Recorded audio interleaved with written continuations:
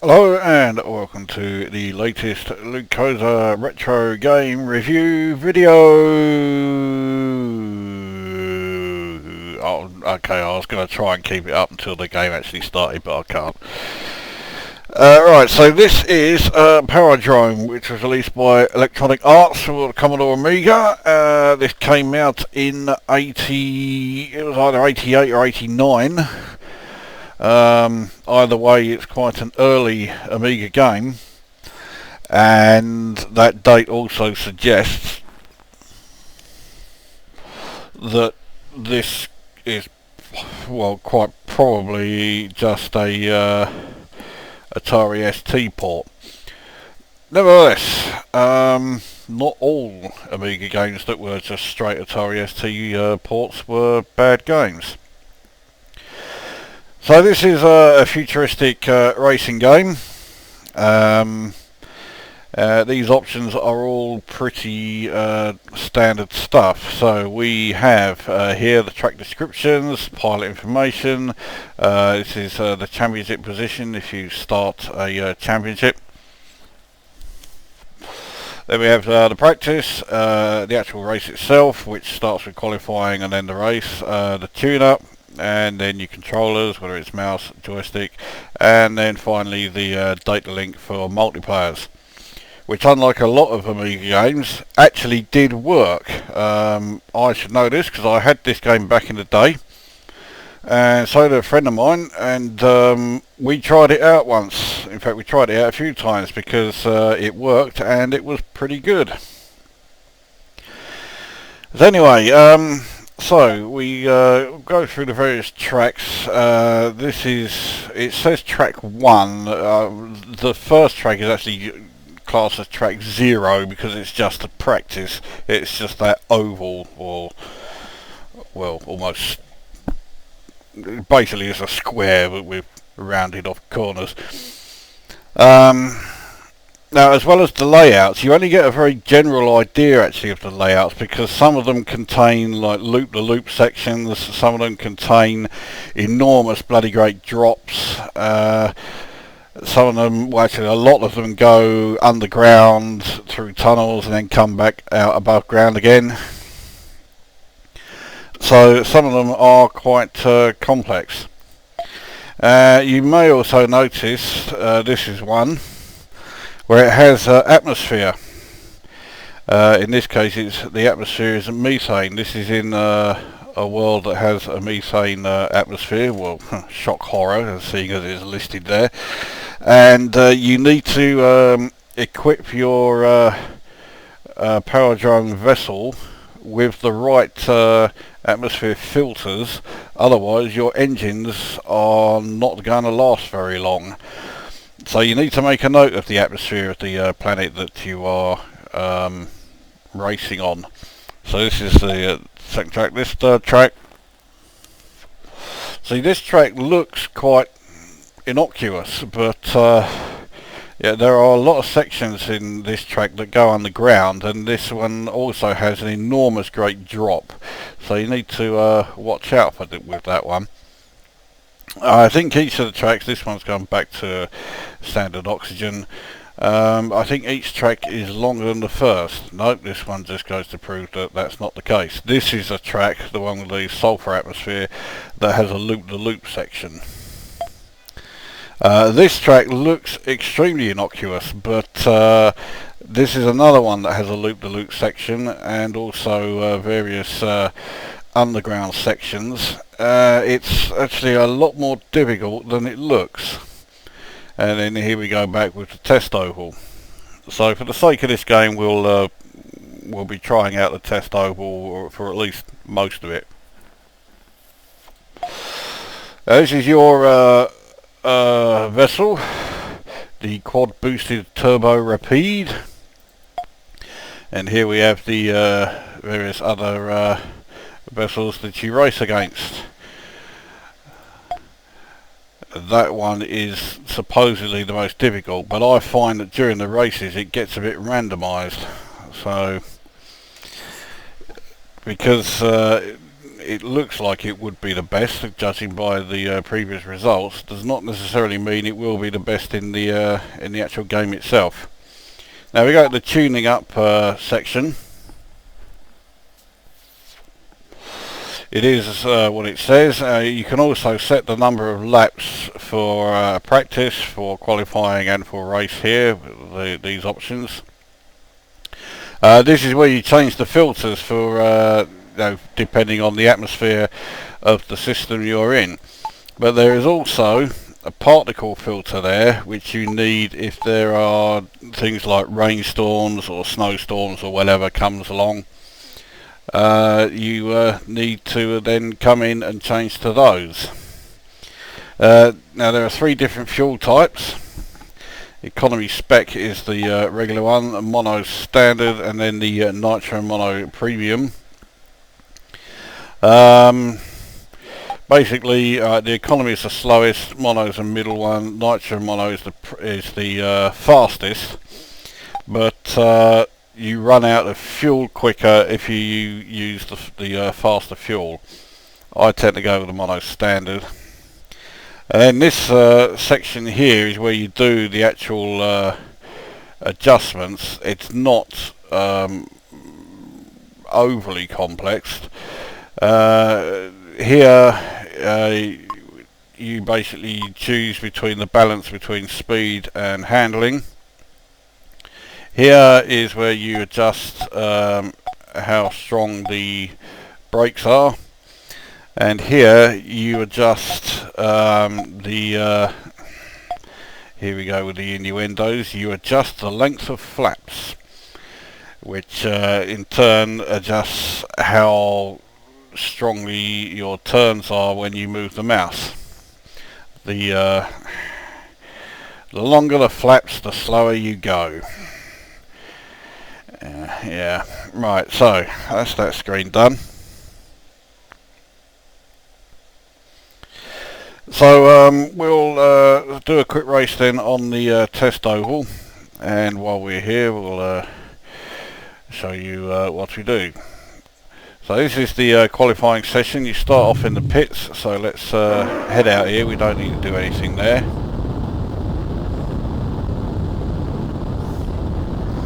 Now, this centering field strength I'll adjust. Actually, I'll turn it off and show you what it does. As you're moving around the circuit, if you get too close to a wall, or if you look like you're about to try and fly out of the area, it will then put you back in. With the centering field strength, as a ship is about to overtake me, but with that, it's like a sort of force field almost, and it means that you can do more of these fuck-ups before it will then do the reset. That was someone hitting me, I think. So we go up to full speed.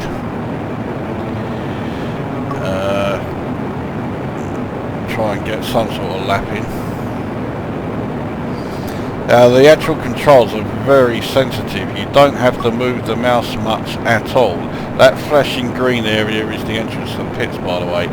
Now with that shield or that centering field thing that I've been activating, it does have a drawback.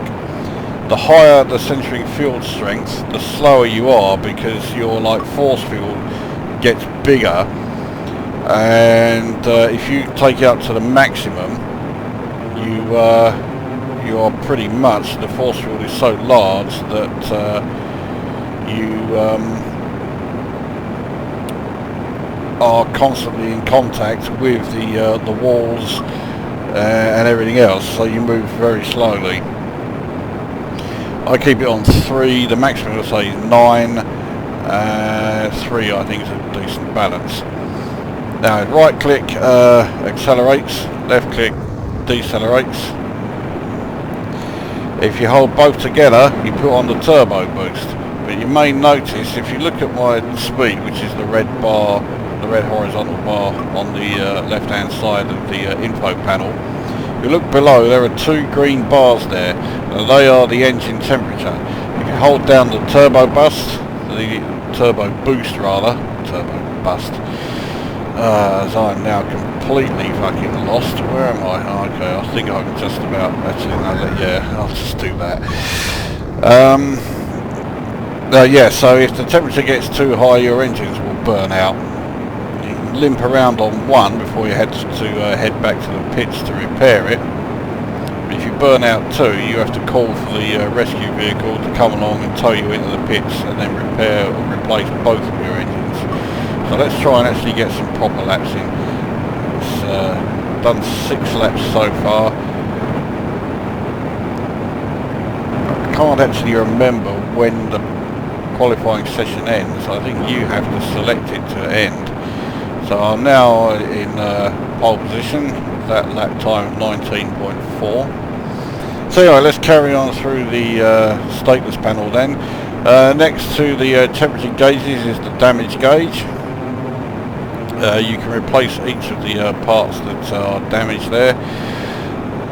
Next to that is the rear camera to show you if there is another vessel coming along to try and overtake you. Next to that is the info panel, which tells you things like how far ahead you are of someone, your position in the race, your lap times, and blah de blah de blah. There you go. So I've just improved my pole position time to 18.9. And then next to that is the fuel gauge. And what I'm basically doing here is heading along to if I can do 10 laps, which I have done, then that means I'm definitely going to do the race. Okay. Now there's a rainstorm approaching. You saw the warning there, which means that we will eventually need to pit in and replace our filters. Now if we do it now, we'll have the wrong filters. You have to actually wait for the storm to come along, and you'll know when it is because the sky gets darker and then flashes of lightning. There we go. So the sky is starting to get darker now, and once the actual storm starts, in fact, I'm going to go into the pits now. Bollocks, I fucked it. Right, I'm in big problems now because, as you can see, warning filter malfunction. You can see my temperatures are shooting up. This is despite the fact that I'm barely moving. No, it's because I fucked up my entrance to the pits. Now this is because I've got the wrong filters on. I need the particle filters on.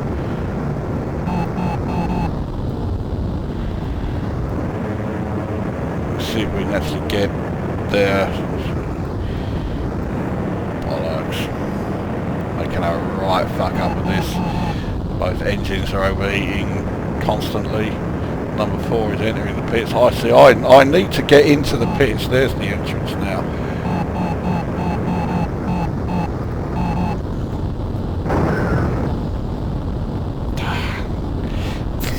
Sometimes these controls are seriously. There we go. Right, now my pit lane, if I can get there, is this red one. The trouble is now the storm's fucking passing, so I got here in time. Well, actually no, I didn't get here in time. I got in here too late. And you can see I've also got damage to both my wings, so actually what I'll do is repair them. It's the number pad you use to repair these, and you press the number for the corresponding position. So 6 for that wing, then it's 4 for this wing. If you need to replace the nose cone, it's 8. That's quite easy to repair actually, so you may as well do that because it has taken some damage.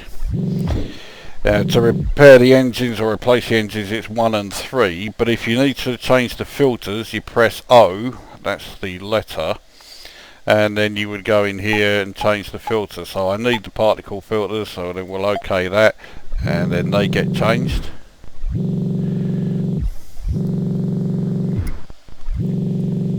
Except of course I left it too late, so I don't actually need them now. So we go back to the oxygen filters, but that's just showing you what that's all about.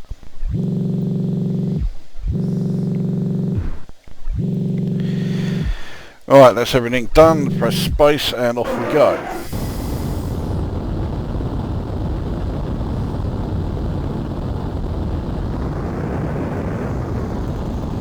So it's still coming up filter malfunction, but the storm is passing, so that's not going to last much longer.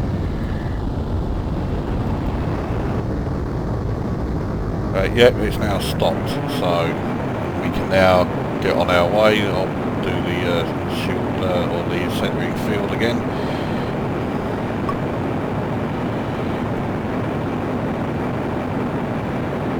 Now on this particular circuit, I could use the actual mono or the full nitrous fuel, no problem. Anyway, I think our qualifying positions are all set, so what we'll do, there you go, shift and Q ends the qualifying session, and we now get ready for the race. Let's see, I am in first place. Right, off we go, and I got off to a dreadful start. It's because I forgot to turn on the engine. So much for that. Oh, for fuck's sake. Now, yeah, I didn't have the centering field on, so I'm now fucking way down the field. Let's see if we can get around here then.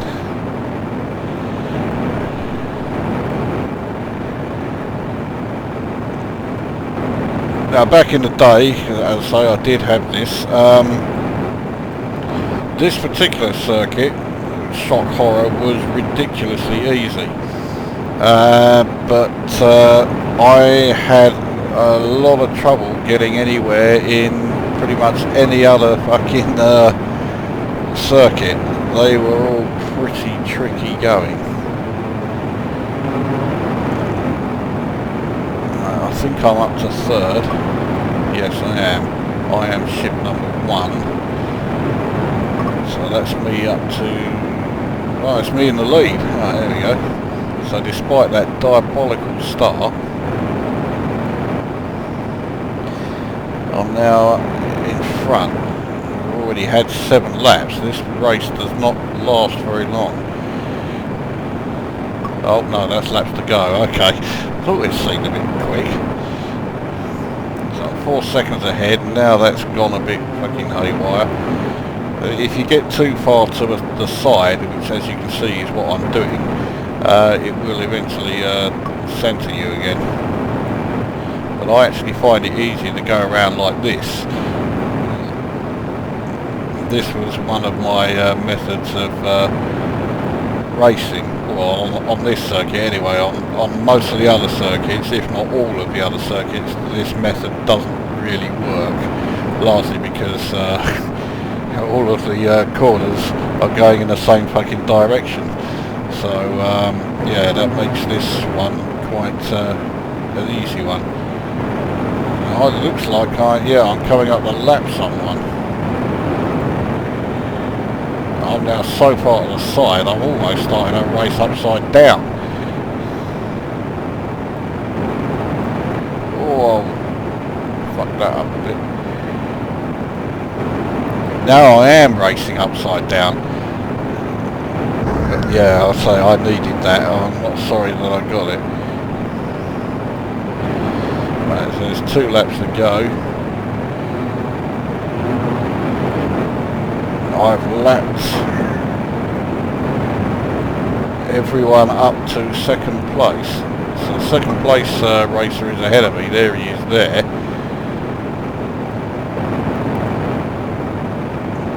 He is, yeah, he's now been lapped. No, not quite. He unlapped himself, but now he has been lapped. He's on the rear camera there. And there we go. Past the checkered flag, I win.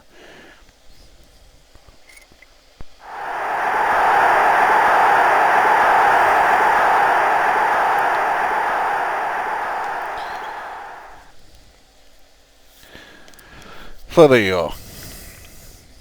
Right, I can have a celebratory fag for that victory.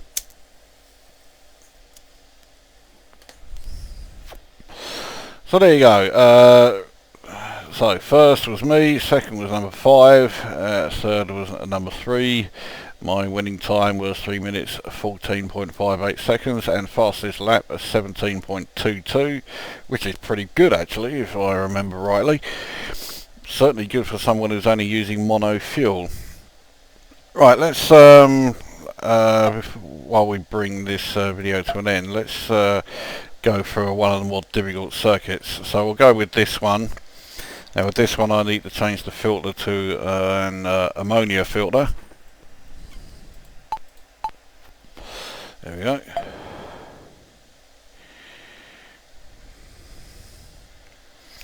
And it's I'll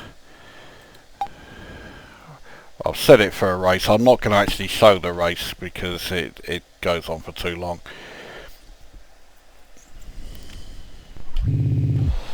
Right, off we go. Don't need to do anything else. You notice the colours are slightly different, and that's because of the atmosphere is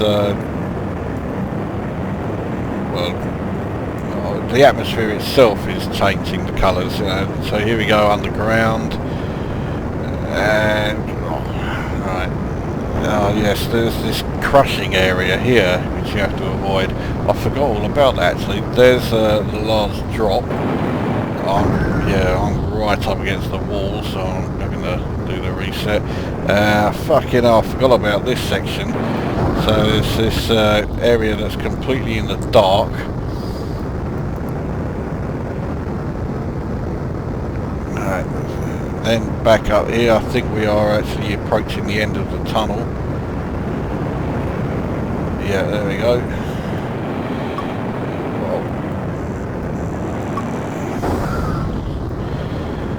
Well, I am definitely qualifying last here. I haven't even passed the start-finish line yet.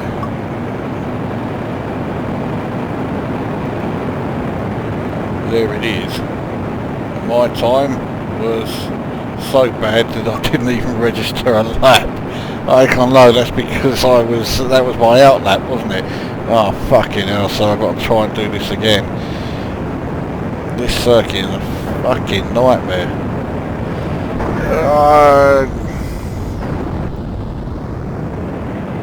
So I got hit by the crusher, and then fucking hell, I'm all over the fucking place here. Now we go into the fucking dark area.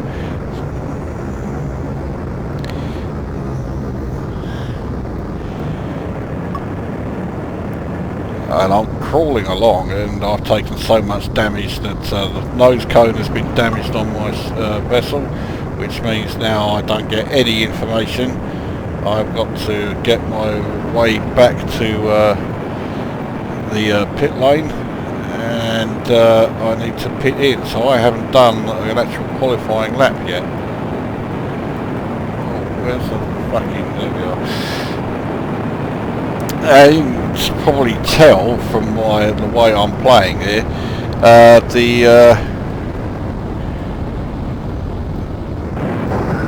oh bollocks, I've missed the fucking pit lane. Alright, that's it, let's fucking end the qualifying session there.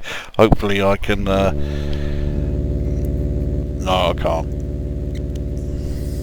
I was going to say hopefully I can pit in. I'm going to quit the race.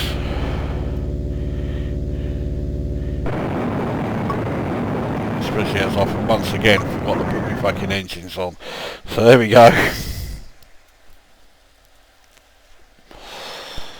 I don't know if it will show who won. No, it won't, because the race was quit. So there you go. That is Powerdrome. So what do I think of it? Graphically, I think it's fine. It looks great for at the time. They still work now. You know, okay, it's nothing remarkable. Certainly not compared to some of today's games, but They work well. They are pretty bloody quick for, you know, a game that's using vector graphics, although the Amiga didn't have any problem with vector graphics. It was really only the Commodore 64 that did. Sound-wise, the sounds are fine. They work well.